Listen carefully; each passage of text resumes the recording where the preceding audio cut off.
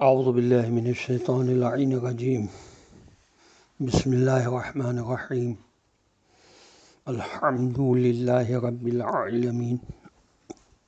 والصلاة والسلام علی اشرف الانبیاء والمرسلین وعلی آلہ الطیبین الطاہرین المعصومین المظلومین اما بعد وقد قال اللہ سبحانہ وتعالی فی کتابہ المجید وفرقانه الحمید وقوله الحق وهو أصدق الصادقين بسم الله الرحمن الرحيم يريد أن يخرجكم من أرضكم فماذا تأمرون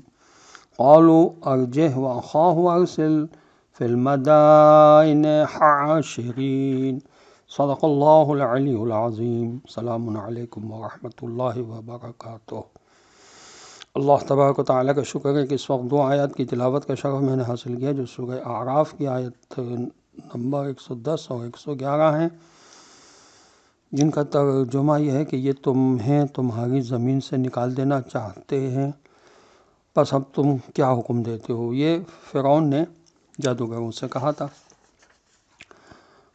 اور اگلی آیت کا ترجمہ یہ ہے کہ وہ سب بولے اس کو اور اس کے بھائی کو مہلت دے کر انتظار میں رکھو اور اکٹھا کرنے والوں کو تمام شہروں میں بھیج دو۔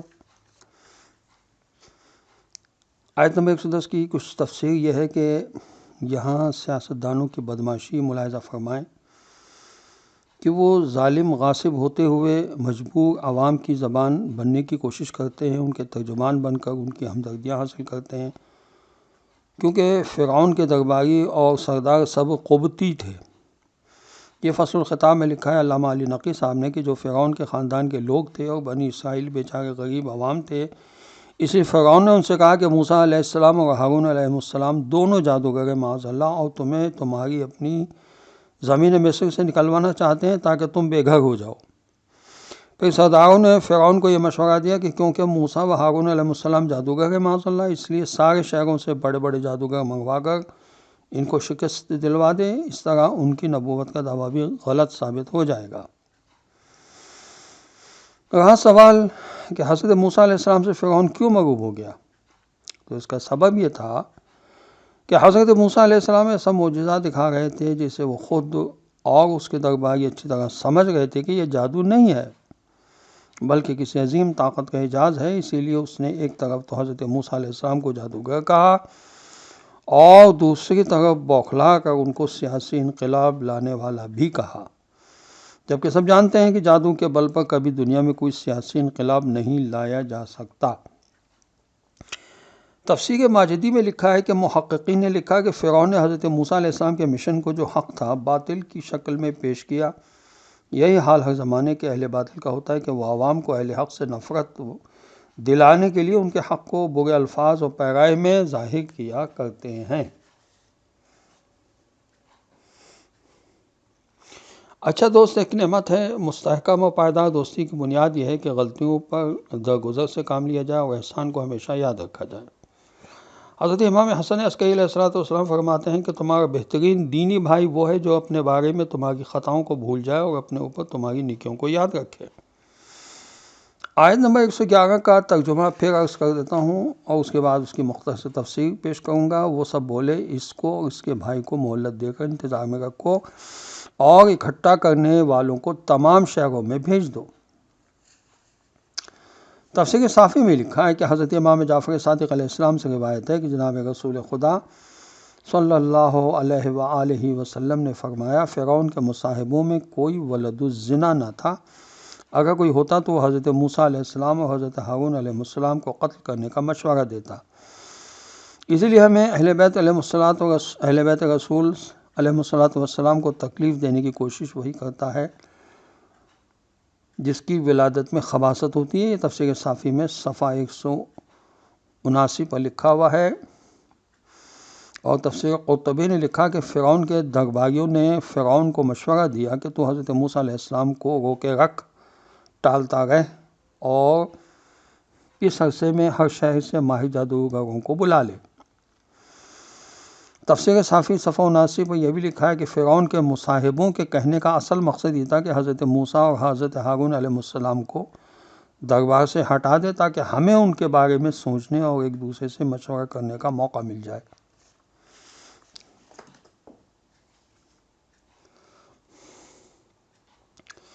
قرب خدا کی ایک علامت یہ ہے کہ بندوں کے حقوق کا خیال رکھے اور ان کی حق تلفی اور ناراضگی سے ڈرے،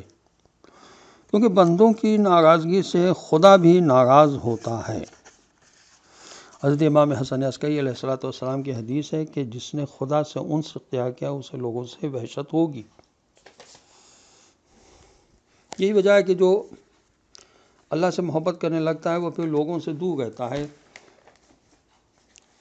حضرت علی علیہ السلام کی حدیث ہے غرر الحکم میں، حضرت امیر المومنین علی ابن ابی طالب علیہ السلام سے عالم علوی کے بارے میں سوال کیا گیا تو آپ علیہ السلام نے فرمایا وہ ایسی صورتیں ہیں جو مادی عناصر سے خالی اور قوت و استعداد سے ماورا ہیں، رب کی تجلی سے روشن ہوئی اور اس کی روشنی سے چمک اٹھی۔ ان حقیقتوں میں اس نے اپنی مثال پیدا کر دی ہے جس کی بنا پر ان سے اپنے افعال کو ظاہر کیا ہے۔ سورہ فاتحہ کی جو دوسری آیت ہے رب العالمین، بہت سے عالم سے کیا مراد ہے؟ تو سورہ اعراف کی 159 نمبر کی آیت میں ارشاد ہوا وَمِن قوم موسیٰ أُمَّةٌ يَهْدُونَ بِالْحَقِّ وَبِهِ يَعْدِلُونَ، اور موسیٰ علیہ السلام کے قوم کے کچھ لوگ ایسے بھی ہیں جو حق بات کی ہدایت بھی کرتے ہیں اور حق معاملات میں انصاف بھی کرتے ہیں۔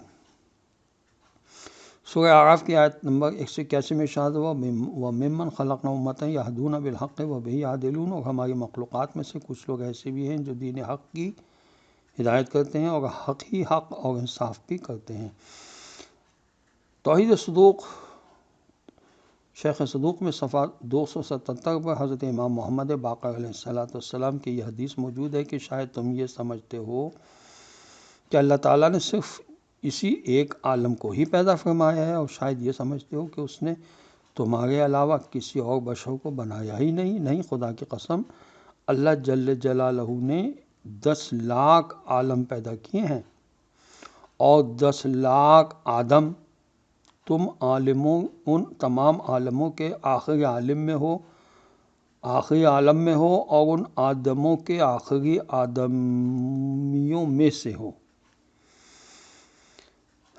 حضرت امام محمد باقر علیہ السلام کی یہ حدیث بہاء الانوار کے جلد 57 صفحہ